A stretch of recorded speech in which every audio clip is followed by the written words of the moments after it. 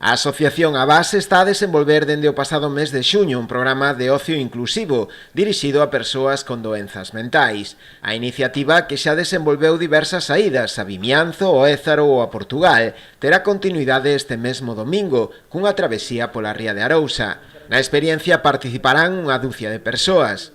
Dende a entidade xa se anunciou que haberá novas saídas ata finais de ano. A través desta serie de actividades pretendemos chegar a aqueles que igual non disfrutan, aquel colectivo que igual non disfruta do ocio e da cultura como disfrutamos o resto da cidadanía.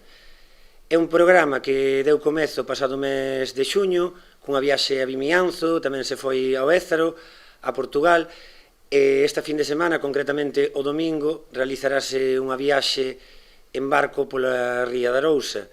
Consideramos que este tipo de actividades, este tipo de programas, de iniciativas ou de proxectos engradécenos como sociedade porque traballamos para ser cada vez unha sociedade máis xusta e máis igual e máis social. A proposta conta coa colaboración da Asociación Acreva, así como tamén do propio Concello, que apoia económicamente a proposta. Dende o Concello de Ribeira pois non podemos máis que aplaudir estas iniciativas que ademais parten dun grupo de xóvenes, non? E para nós é moi importante que a xente xoven pois este concienciada con estas doenzas que cada vez están máis latentes na nosa sociedade, non?